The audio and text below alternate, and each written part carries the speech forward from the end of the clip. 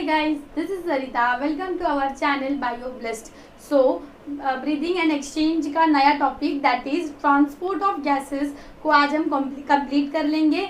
And then हमारा एक और टॉपिक बचेगा दैट इज डिजीज वाला पार्ट जो बचेगा वो कंप्लीट कर लेंगे. देन हमारा ये चैप्टर कंप्लीट हो जाएगा and we will switch on to a new chapter.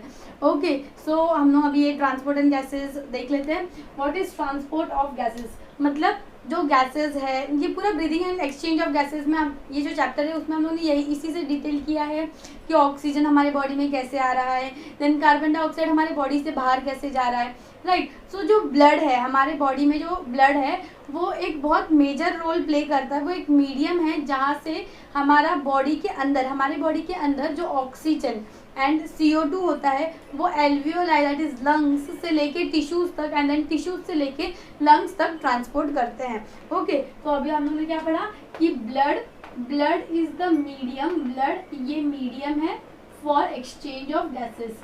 Okay, for exchange of O2 and CO2. Okay, so अगर हम लोग एक एक का पढ़े, जैसे कि मैं अगर O2 के बारे में बात करती हूँ.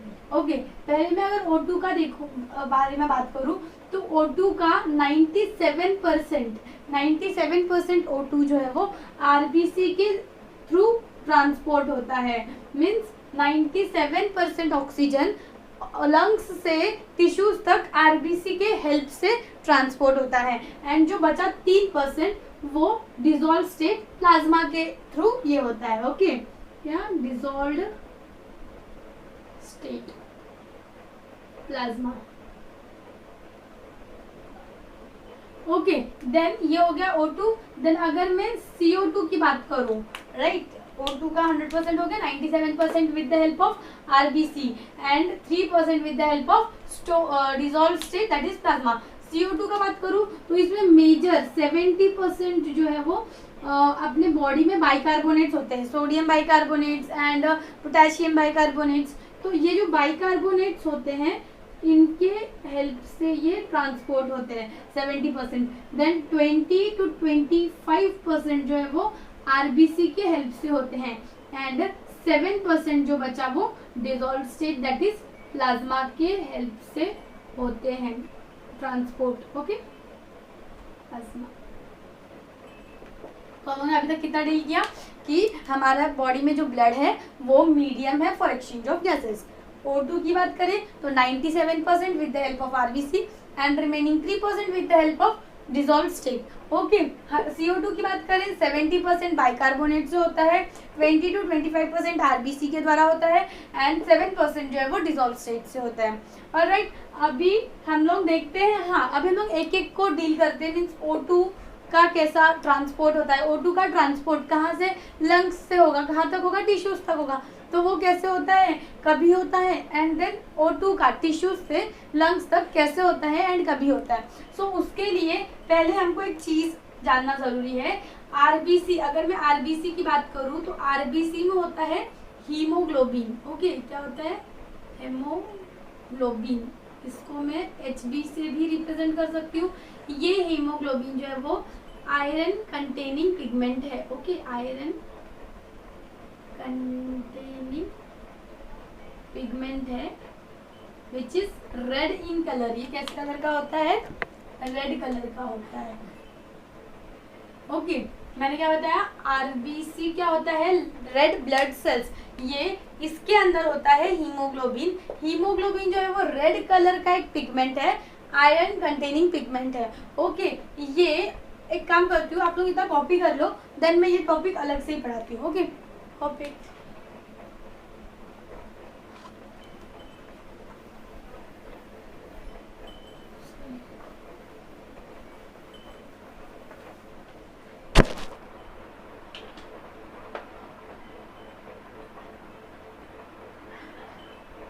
ओके, हाँ, सो मैंने O2 का परसेंटेज बता दिया कि कैसे ट्रांसपोर्ट होता है, CO2 का बता दिया. अब हम लोग पहले ट्रांसपोर्ट ऑफ ऑक्सीजन के बारे में देखते हैं.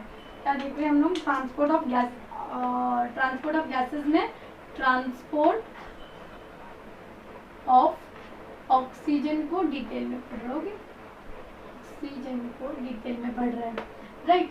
तो अभी मैं क्या बोल रही हूँ कि इसमें हमारे बॉडी में आरबीसी हम लोगों ने देखा था, इसमें 97% जो था वो आरबीसी से हो रहा था, मतलब मेजर आरबीसी। तो पहले आरबीसी को स्टडी करना इंपॉर्टेंट है। आरबीसी के अंदर होता है हीमोग्लोबिन। क्या होता है?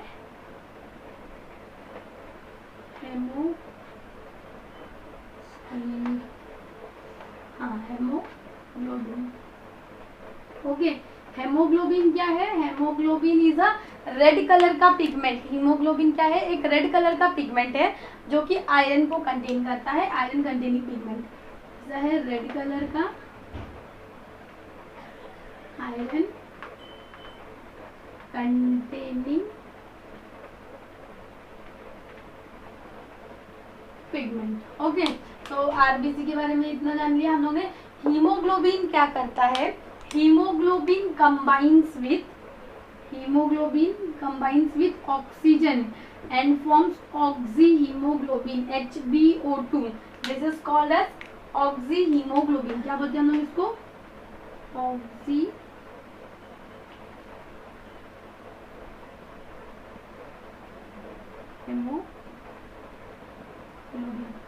मैं आपको पहले पूरा एक्सप्लेन करती हूँ देन लिखती हूँ, ऐसे साथ में समझेगा नहीं। ओके, तो ट्रांसपोर्ट ऑफ ऑक्सीजन में हम लोगों ने क्या पढ़ा था? 97% आरबीसी ट्रांसपोर्ट करता है। किसका? ऑक्सीजन का। तो हम लोग पहले आरबीसी के बारे में पढ़ेंगे कि आरबीसी होता क्या है, फिर हम लोग देखेंगे ना कि वो कैसे ट्रांसपोर्ट करता है। सो आरबीसी एक रेड ब्लड सेल्स है जिसके अंदर होता है हीमोग्लोबिन। हीमोग्लोबिन एक रेड कलर का आयरन कंटेनिंग पिगमेंट है। ओके, ये मैक्सिमम हीमोग्लोबिन जो है ना, हम लोगों ने पढ़ा, वो मैक्सिमम 4 ऑक्सीजन को कैरी कर सकता है। Carry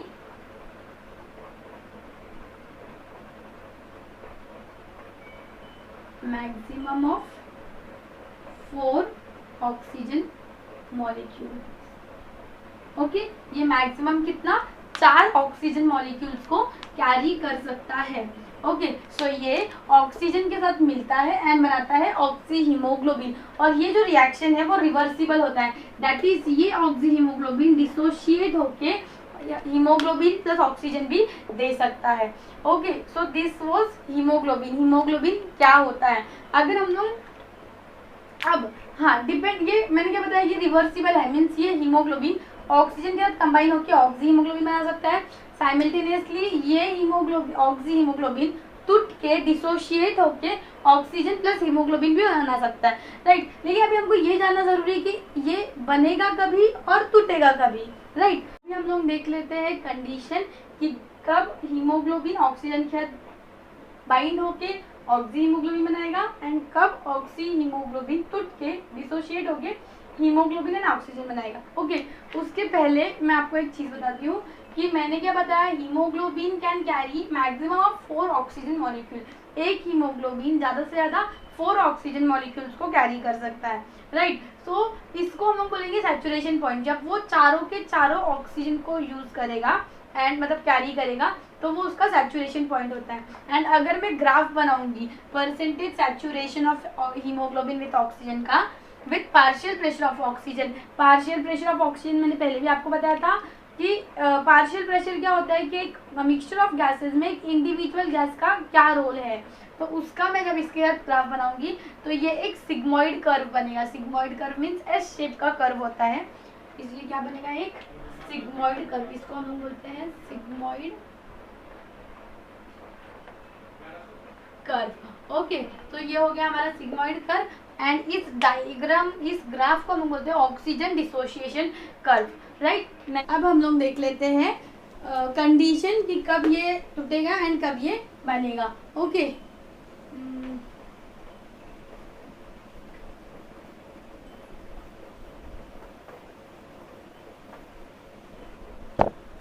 binding of O2 and dissociation of haemoglobin, ये डिपेंड करता है 4 फैक्टर्स पे। ओके, क्या बोला मैंने, यहाँ पे लिख देती हूँ मैं, बाइंडिंग और dissociation, okay, depends on 4 factors, 4 factors पे डिपेंड करता है ये। ओके, इसमें से पहला फैक्टर है partial pressure of CO, partial pressure of O2. Okay, partial pressure of O2. Second is partial pressure of CO2. Third is H plus concentration and fourth is temperature. Okay मतलब मैं वापस बताती हूँ, मैंने आप लोगों को बताया कि हीमोग्लोबिन ऑक्सीजन के साथ मिलके ऑक्सी हीमोग्लोबिन बनाएगा या फिर ऑक्सीजन हीमोग्लोबिन ऑक्सी हीमोग्लोबिन टूट के हीमोग्लोबिन प्लस ऑक्सीजन बनाएगा, राइट। तो अब ये बाइंड होगा या डिसोशिएट होगा ये डिपेंड करता है ये चारों चीज़ पे, जिसमें से ये जो हमारा PO2 वाला फैक्टर है ये एक मेजर फैक्टर है जो इफेक्ट कर सकता है इस चीज़ को, राइट, मेजर फैक्टर। ओके, सो अब मैं आपको कंडीशंस बताती हूँ बाइंडिंग का एंड डिसोशिएट का। बाइंडिंग होने के लिए मैं यहाँ पे लिखती हूँ, बाइंडिंग होने के लिए मुझे क्या लगेगा एंड डिसोशिएट होने के लिए मुझे क्या कंडीशन लगेगा, राइट। अब ये याद रखना, जब भी मेरा पार्शियल प्रेशर ऑफ O2 ज़्यादा रहेगा बाइंडिंग होने के लिए, okay, partial pressure of O2 ज़्यादा होना चाहिए, पार्शियल प्रेशर ऑफ CO2 कम होना चाहिए। ये बात याद रखना, अगर जब भी पार्शियल प्रेशर ऑफ CO2 कम रहेगा तो H प्लस कॉन्सेंट्रेशन भी कम हो जाएगा एंड देयरफॉर टेम्परेचर जो मेरा रहेगा वो भी कम हो जाएगा, ऑलराइट, टेम्परेचर भी कम हो जाएगा। एंड जब मेरा ये सब कंडीशंस रहेगा तब बाइंडिंग होगा ऑक्सीजन का विथ हीमोग्लोबिन। मैं यहाँ पे नीचे रिएक्शन भी लिख रही हूँ, ओके। रिएक्शन क्या था कि हीमोग्लोबिन रिएक्ट करेगा with oxygen and oxy haemoglobin बनाएगा। तो जब ये रहेगा तब बाइंडिंग प्रोसेस होगा एंड जब ये कंडीशन रहेगा जो मैं अभी लिख रही हूँ, मतलब इसका ऑपोजिट, जब पार्शियल प्रेशर ऑफ O2 कम होगा पार्शियल प्रेशर ऑफ CO2 बढ़ जाएगा, पार्शियल प्रेशर ऑफ CO2 बढ़ेगा तो H प्लस कॉन्सेंट्रेशन भी बढ़ेगा एंड दैट्स वाई टेम्परेचर जो रहेगा वो भी बढ़ेगा। तो जब ये कंडीशन होगा तब डिसोशिएट होगा, दैट इज ये जो है वो ऑक्सी हीमोग्लोबिन टूट के ऑक्सीजन प्लस हीमोग्लोबिन बनाएगा, राइट। तो ये था बाइंडिंग का कंडीशन एंड ये था डिसोशिएशन का कंडीशन। तो अगर तुम लोग देखोगे तो हमको मालूम है लंग्स में दैट इज एल्वियोलाई में पार्शियल प्रेशर ऑफ ऑक्सीजन ज़्यादा होता है एंड CO2 कम होता है, सो H प्लस कॉन्सेंट्रेशन भी कम होगा एंड टेम्परेचर भी कम होगा। तो ये जो कंडीशन है ये एल्वियोलाई में फुलफिल होता है। कहाँ पे होता है? एल्वियोलाई में, एल्वियोलाई में होता है एंड ये वाले जो कंडीशंस है ये हमारे टिश्यूज में होता है, ओके। सो इससे हमको क्लियरली समझ रहा है कि ऑक्सीजन हीमोग्लोबिन के साथ मिलता है एंड ऑक्सी हीमोग्लोबिन बनाता है कहाँ पे? एल्वियोलाई में। एंड देन यही ऑक्सी हीमोग्लोबिन एल्वियोलाई से जाके टिश्यूज में ट्रांसपोर्ट होता है, टिश्यूज में जाके इसका डिसोशिएशन हो जाएगा, यही हीमोग्लोबिन टूट जाएगा ऑक्सीजन में एंड हीमोग्लोबिन में। ये ऑक्सीजन अब मिल गया टिश्यूज को एंड ये हीमोग्लोबिन जो है वो फ्री हो गया, यही हीमोग्लोबिन CO2 को कैरी करेगा और लंग्स तक लेके जाएगा, देन वो हीमोग्लोबिन डिसोशिएट होगा, हीमोग्लोबिन बचेगा, ऐसे साइकिल चलता जाएगा।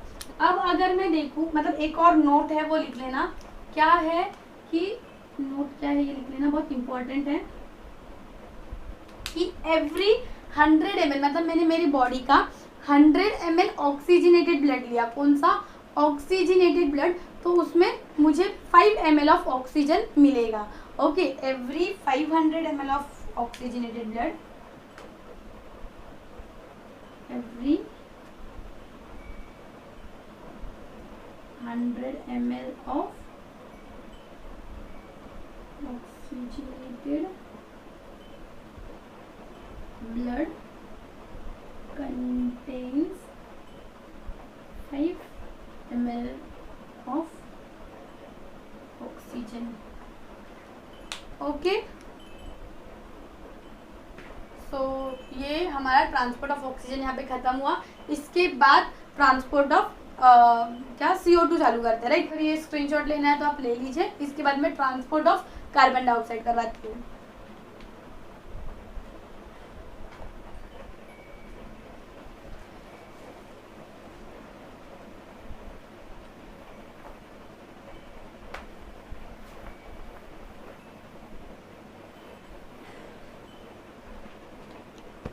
ओके, तो अभी देखते हैं transport of carbon dioxide.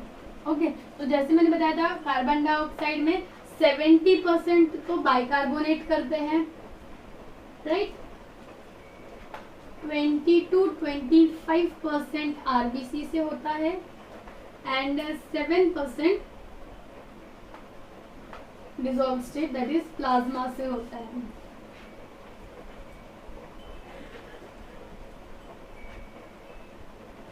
Okay, तो पहले हम लोग आरबीसी का देख लेते हैं, देन बाइकार्बोनेट्स का देख लेंगे। आरबीसी में कैसा होता है, ये हीमोग्लोबिन, अब यहाँ पे भी एक चीज है, कैसा होता है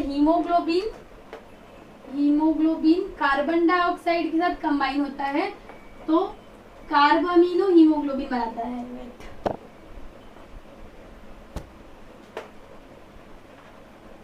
इसको हम लोग बोलते हैं कार्ब अमीनो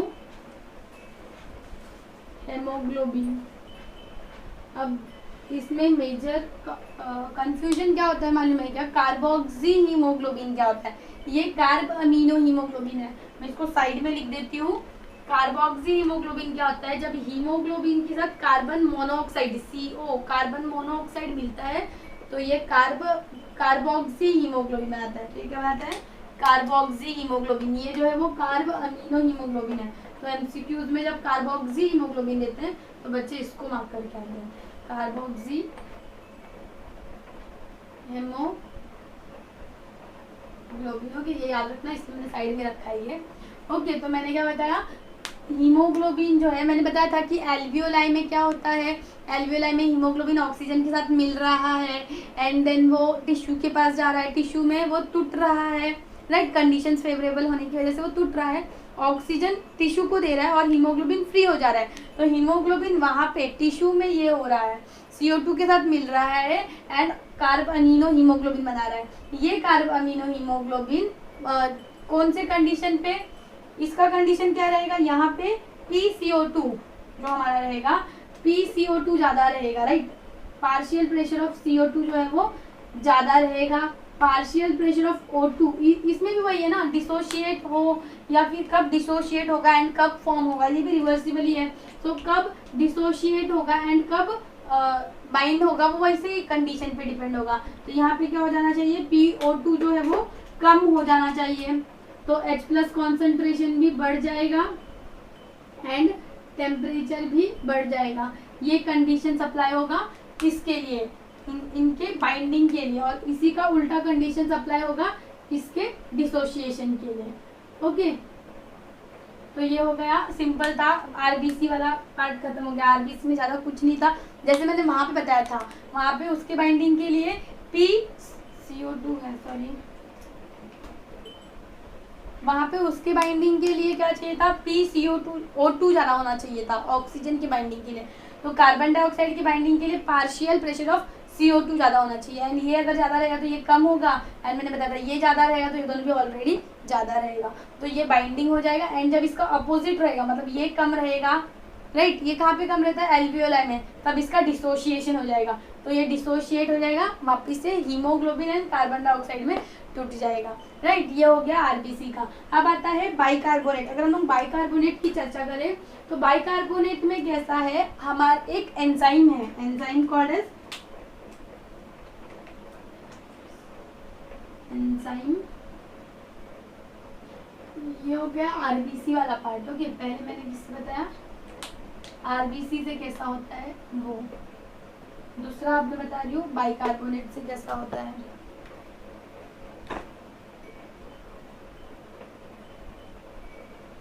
बाइकार्बोनेट की हेल्प से ट्रांसपोर्ट कैसा होता है, इसमें क्या होता है, एक एंजाइम होता है called as carbonic anhydrase, enzyme called as carbonic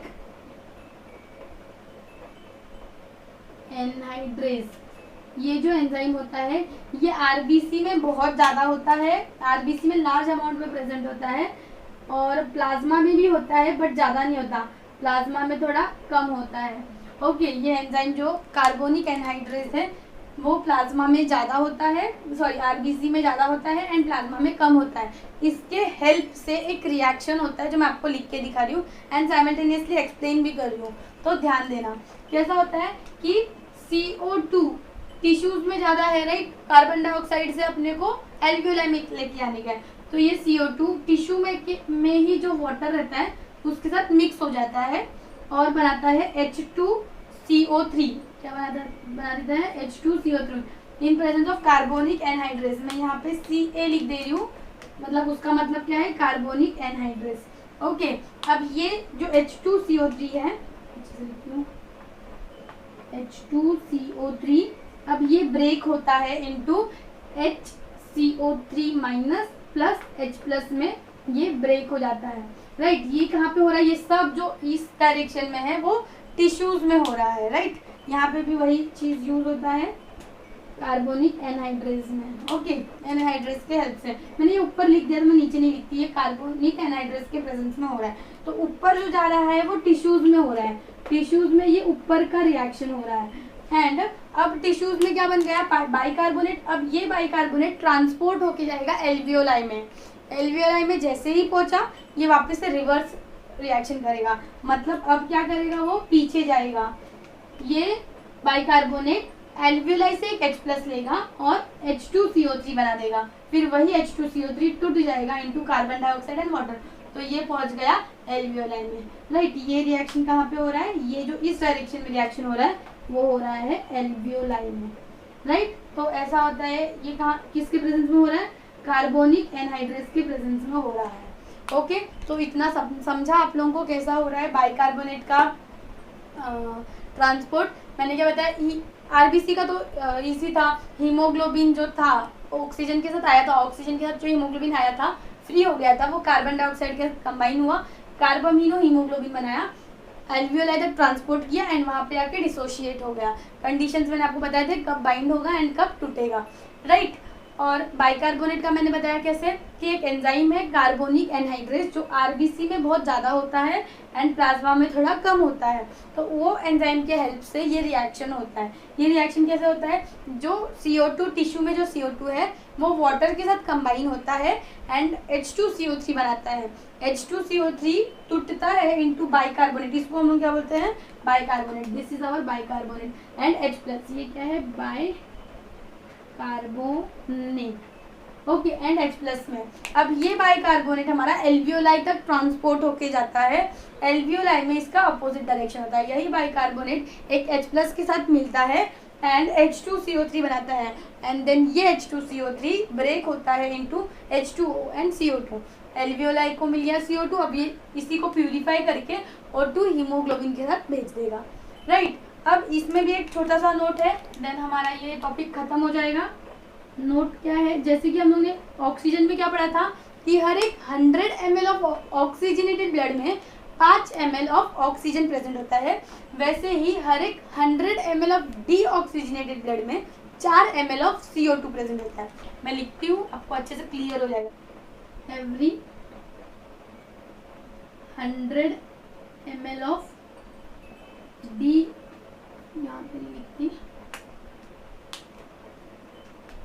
यहाँ तक अलग ही कहानी थी, वहाँ से हाँ, every 100 ml of deoxygenated blood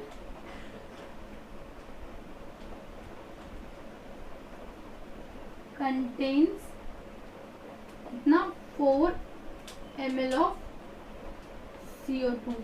okay, समझ गया? ये इतना ही था। वापिस एक बार स्टार्टिंग से CO2 का बताती हूँ। CO2 का ट्रांसपोर्ट कैसे हो रहा था? 70% with the help of bicarbonate, 20 to 25% with the help of RBC, 7% with the help of dissolved plasma, right. पहले हम लोग RBC का देख लेते हैं। जैसे कि हम लोग ने ऑक्सीजन में के ट्रांसपोर्ट में पढ़ा था कि ऑक्सीजन हीमोग्लोबिन के साथ बाइंड होता है। स्टार्टिंग से कहानी सुनना। एल्वियोलाई में ऑक्सीजन हीमोग्लोबिन के साथ बाइंड होगा, ऑक्सी हीमोग्लोबिन बनाएगा। ये ऑक्सी हीमोग्लोबिन चल चल के टिश्यूज के पास जाएगा। टिश्यूज में जब उसको कंडीशन फेवरेबल लगेगा उसका, तो वो टूट जाएगा इनटू ऑक्सीजन एंड हीमोग्लोबिन। अब ऑक्सीजन तो टिश्यू को मिल गया, हीमोग्लोबिन फ्री है। हीमोग्लोबिन सोचेगा मैं किसको लेके जाऊँ, तो वो ऑक्सीजन को CO2 को उठा लेगा, जैसे कि यहाँ पर मैंने लिखा है हीमोग्लोबिन CO2 को उठा लेगा। क्या बना लेगा? कार्बामीनो हीमोग्लोबिन। अब ये कार्बामीनो हीमोग्लोबिन चल के ट्रांसपोर्ट होके कहाँ तक जाएगा? एल्वियोलाई में, वापस से ये डिसोशिएट हो जाएगा हीमोग्लोबिन एंड CO2। CO2 को हमको कहाँ से, टिश्यूज से एल्वियोलाई तक ट्रांसपोर्ट करना था, हो गया, हीमोग्लोबिन फ्री हो गया, वापस से ऑक्सीजन को उठाएगा एंड टिश्यूज तक चला जाएगा। तो इस तरह से होता है। कंडीशन मैंने बता दिया था कि एल्वियोलाई में मतलब ऑक्सीजन का अगर कंडीशन देखोगे तो ऑक्सीजन बाइंड होने के लिए पार्शियल प्रेशर ऑफ ऑक्सीजन ज़्यादा होना चाहिए, बाकी सब कम होना चाहिए, एंड डिसोशिएट होने के लिए वो पार्शियल प्रेशर ऑफ ऑक्सीजन कम होना चाहिए, बाकी सब ज़्यादा होना चाहिए। उसी तरह से अगर CO2 का बात करेंगे तो बाइंड होने के पार्शियल प्रेशर ऑफ CO2 ज़्यादा होना चाहिए, बाकी सब कम होना चाहिए, एंड इसी को डिसोशिएट होने के लिए पार्शियल प्रेशर ऑफ CO2 कम होना चाहिए, बाकी सब ज़्यादा होना चाहिए, राइट। अब हम लोग देखेंगे बाइकार्बोनेट से कैसे ट्रांसपोर्ट होता है। तो हमारे पास एक एंजाइम है कॉल्ड एज कार्बोनिक एनहाइड्रेज। कौन सा एंजाइम है? Carbonic anhydrase. कहाँ पे प्रेजेंट है ये? प्लाज्मा और आरबीसी में। आरबीसी में ज़्यादा अमाउंट में प्रेजेंट है, प्लाज्मा में थोड़ा कम अमाउंट में प्रेजेंट है। ओके, ये एंजाइम के हेल्प से जब जो CO2 है हमारा टिश्यूज में वो वाटर के साथ H2O के साथ मिलता है, बाइंड होता है, H2CO3 बनाता है। H2CO3 से ये सब टिश्यूज में हो रहा है, ये पूरा रिएक्शन जो यहाँ से यहाँ तक जा रहा है वो टिश्यूज में हो रहा है। ये H2CO3 ब्रेक होता है into HCO3 minus and H+। ये क्या है? HCO3 minus bicarbonate. हमको बाइकार्बोनेट मिल गया। अब ये बाइकार्बोनेट ट्रांसपोर्ट होकर जाता है एल्वियोलाई तक, और एल्वियोलाई में वो पूरा अपोजिट रिएक्शन करता है, मतलब वहाँ पे आके वो H+ को पकड़ेगा, उससे वो H2CO3 बनाएगा, एंड H2CO3 से डिसोशिएट होकर CO2 एंड H2O बनाएगा। तो हमको CO2 मिल गया, H2O मिल गया। ओके, फिर हम लोग ने क्या पढ़ा कि ऑक्सीजन में, ऑक्सीजन की अगर हम बात करें तो हर एक 100 ml ऑफ ऑक्सीजनेटेड ब्लड में 5 ml ऑफ ऑक्सीजन मिलता है, एंड हर एक 100 ml ऑफ डीऑक्सीजनेटेड ब्लड में 4 ml ऑफ CO2 मिलता है, मतलब कार्बन डाइऑक्साइड मिलता है, राइट। तो ये था पूरा ट्रांसपोर्ट ऑफ गैसेस। एंड इसके बाद एक रेगुलेशन बचा है एंड डिजीज़ वाला पार्ट बचा है। तो मैं जल्दी से जल्दी वो वीडियो डालने की कोशिश करूँगी, एंड जब वो वीडियो हो जाएगा तो हमारा ये लेसन खत्म हो जाएगा। उसके बाद हम लोग एक नया टॉपिक मीन्स नया चैप्टर चालू करेंगे। ट्राई करेंगे कि जो मॉर्फोलॉजी का डाउट है वो चैप्टर ही हम लोग चालू करें, मॉर्फोलॉजी। अदरवाइज ह्यूमन फिजियो चालू है तो हम लोग ह्यूमन फिजियो का ही दूसरा सर्कुलेशन या कौन सा तो चैप्टर उठाएंगे।